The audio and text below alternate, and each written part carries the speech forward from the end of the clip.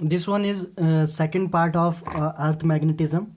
In first part I have discussed about the first characteristics. The end of that video is, due to some technical problem, I have to make the second part of that video. And the last is, we discussed about the angle of declination. Now here the second characteristic is dip angle, and also known as angle of inclination. So please go through the part 1 of this video so that you can understand this one. Okay, so in last video we have discussed about the pole of the magnetic, we have discussed about the magnetic axis and the poles, and geographical axis and their poles. So here I'm going to put magnetic axis. This is north magnetic north, also known as magnetic north pole, and this is magnetic south pole. And here is axis of earth, axis and geographical axis, or we can say this one is geographical axis.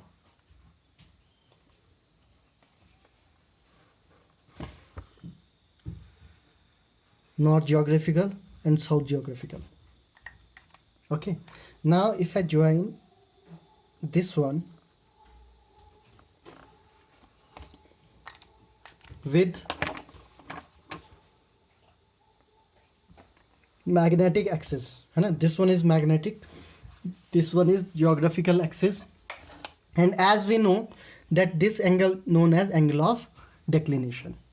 Now if I make here the equator of both the axis, बेटा यहाँ अगर हम equator बनाएं, मान लो हम इस axis का equator बनाते हैं पहले ज्योग्राफिकल का, तो इक्वेटर कैसे बनेगा? बिल्कुल परपेंडिकुलर. मान लो ये यहाँ पे है तो इसका इक्वेटर कहाँ बनेगा? कुछ इधर को. तो अगर हम यहाँ सेंटर से, मान लो ये सेंटर है, इसका हम क्या करेंगे? इक्वेटर फॉर्म करने की कोशिश करें, तो कुछ इस तरह बनेगा.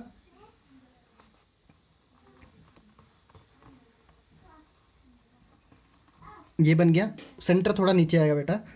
और अगर हम रेड का देखें, रेड मीन्स जो हम मैग्नेटिक एक्सिस है ये, जिसका नॉर्थ ये और साउथ ये है, तो अगर हम इसका बनाना चाहे तो किधर को तो अगर हम रेड का देखें तो इसका परपेंडिकुलर कुछ इस तरफ को बनेगा.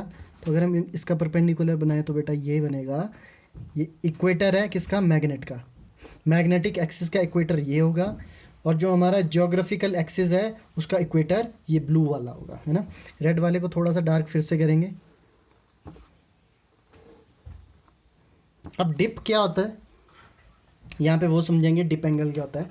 तो वी नो दैट, फिर से रिमाइंड करा देते हैं हम पहले वाला डायग्राम आपको, that in first diagram you know that this one is geographical.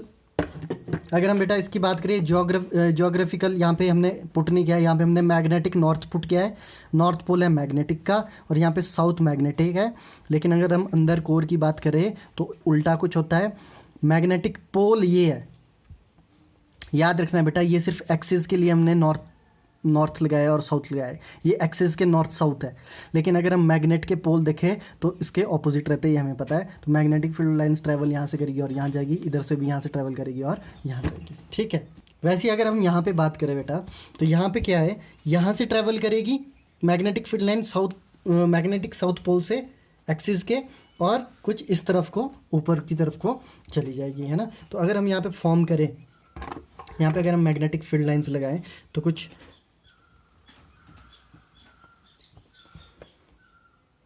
ठीक है, ऐसी है ना. यहाँ से एक और मैग्नेटिक फील्ड बनाए तो ऐसी, है ना. और इसकी डायरेक्शन क्या होगी? इस तरह से. वैसी दूसरी तरफ से होगा.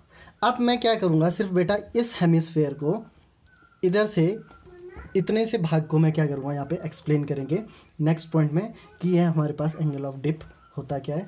तो यहाँ पे मैं एक और डायग्राम बनाना चाहूँगा. सिर्फ एक हाफ की हम यहाँ बात करेंगे, ठीक है. सिर्फ एक हाफ को लेके चलेंगे.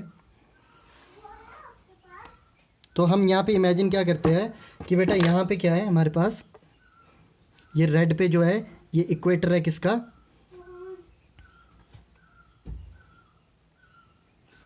ये मैग्नेटिक इक्वेटर है, ठीक है। ये वाला, ये जो रेड वाला ऊपर है वो यहाँ पे है, ये मैग्नेटिक इक्वेटर है। और इस तरफ को हमारे पास आ गया जियोग्राफिकल इक्वेटर, ठीक है। और ये आ गया हमारे पास मैग्नेटिक इक्वेटर, ठीक है। अब क्या होगा, हमारी जो मैग्नेटिक फील्ड लाइंस है वो कुछ इस तरह बन रही है। अब मान लेते हैं हम यहाँ पे हमारे पास है मैग्नेटिक नॉर्थ और यहाँ पे हमारे पास है मैग्नेटिक साउथ, और जो हमारी मैग्नेटिक फील्ड है वो कुछ इस तरह से बन रही है हमारे यहाँ पे।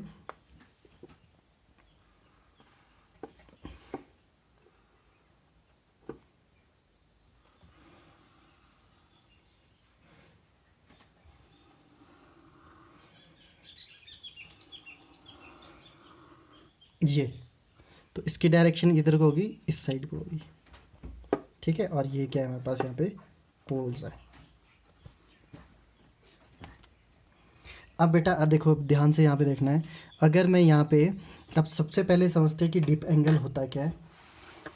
तो डिप एंगल की अगर मैं डेफिनेशन लिखूँ तो इसकी डेफिनेशन ये होती है, it is an angle between horizontal surface of earth and magnetic field line। बेटा डिप एंगल या एंगल ऑफ इंक्लिनेशन क्या होता है, वो एंगल जो सरफेस के हॉरिजॉन्टल सरफेस, मतलब अगर हम यहाँ पे बात करें अर्थ के हॉरिजॉन्टल की, तो हॉरिजॉन्टल सरफेस और इसके एंगल के बीच। फॉर एग्जांपल देखो बेटा, यहाँ ध्यान से देखेंगे, ये अर्थ का एक साइड लिया हमने मान लीजिए, तो यहाँ पे हॉरिजॉन्टल क्या होगा अर्थ का, ये रेड में मैंने जो किया है, इसके और ये जो लाइन यहाँ जा रही है इसके बीच के जो एंगल को, अगर यहाँ पे मैं इसको जूम करके दिखाऊं तो ये बेटा अर्थ होगी, अर्थ का हॉरिजॉन्टल सरफेस हो गया, और ऊपर से क्या आ रही है मैग्नेटिक फील्ड लाइन। तो ये आ गई मैग्नेटिक फील्ड लाइन, ठीक है, कहीं पीछे से आ रही है और ऐसे के। तो ये जो एंगल होगा बेटा हॉरिजॉन्टल सरफेस के साथ जो मैग्नेटिक फील्ड का एंगल होगा उसको बोलते हैं डिप एंगल। जहाँ पे जो हमारा जो, देखो बेटा ध्यान से देखना, मान लो ये क्या है हमारे पास कंपास है, तो कंपास को जब मैं यहाँ, और ये नॉर्थ है, जो इसकी निब है वो नॉर्थ पोल को इंडिकेट करती है, तो ये नॉर्थ हो गया कंपास का और ये साउथ हो गया। तो अगर मैं यहाँ पे रखूँगा तो कंपास यहाँ ऐसे होगा, अगर मैं यहाँ पे रखूँगा तो कंपास की डायरेक्शन ये होगी। अब हॉरिजॉन्टल सरफेस अगर हम देखें और ये, तो यहाँ के बीच का एंगल क्या होगा, डिप एंगल। फिर से अगर मैं यहाँ रख दूँ तो यहाँ पर भी एंगल बनेगा। लेकिन बेटा अगर यहाँ पर अगर मैं आ जाऊँ, यहाँ पर अगर मान लो मैंने कंपास को यहाँ रखा है, ये नॉर्थ पोल है निब, और पीछे वाला हमारा क्या है साउथ पोल है, तो अगर आप हॉरिजॉन्टल के साथ देखो, जब यहाँ पे इक्वेटर पे हमारा कंपास आएगा और ये हॉरिजॉन्टल सरफेस है, तो बेटा ये पैरेलल है दोनों, ये कंपास है मान लो, ठीक है। मान लो हमने कंपास को यहाँ रखा है और ये कंपास का नॉर्थ है, तो ये कैसा आएगा पैरेलल। इसका मतलब यहाँ पे जो एंगल ऑफ इंक्लिनेशन होगा वो क्या हो जाएगा, 0 हो जाएगा। तो याद रखनी है ये चीज़, at magnetic equator, at magnetic equator angle of inclination is 0, is 0। फिर से देख लेते हैं, अगर समझ नहीं आया फिर से देख लेते हैं। अब देखो मैं फिर से देखो यहाँ पे बेटा ध्यान से देखना अगर कंपास को मैं इस साइड रखूँगा, ये रख दिया मैंने कंपास, तो कंपास का नॉर्थ हमेशा क्या करता है, मैग्नेटिक फील्ड की डायरेक्शन को इंडिकेट करेगा। तो ये नॉर्थ हुआ, ये साउथ हुआ। तो देखो अब यहाँ पे क्या है, इधर देखो, इधर यहाँ पे अगर मैं हॉरिजॉन्टल सरफेस की बात करूँ, इसकी यहाँ हॉरिजॉन्टल सरफेस के साथ ये एंगल बना रहा है कोई, इस सिचुएशन में इसका जूम देखो यहाँ बनाएंगे, ये हॉरिजॉन्टल और मैग्नेटिक फील्ड किधर को जा रही है, ऊपर को जा रही है इस डायरेक्शन में, तो इसके बीच का एंगल को क्या बोलेंगे, एंगल ऑफ इंक्लिनेशन। वैसे ही ऐसे ऐसे करते करते अगर कंपास यहाँ पे आ गया तो ये क्या करेगा बेटा, बिल्कुल ऐसा हो जाएगा, बिल्कुल पैरेलल हो जाएगा हॉरिजॉन्टल सरफेस के साथ। तो ये नॉर्थ हो गया, ये साउथ हो गया, तो यहाँ पे कोई भी एंगल नहीं बनेगा।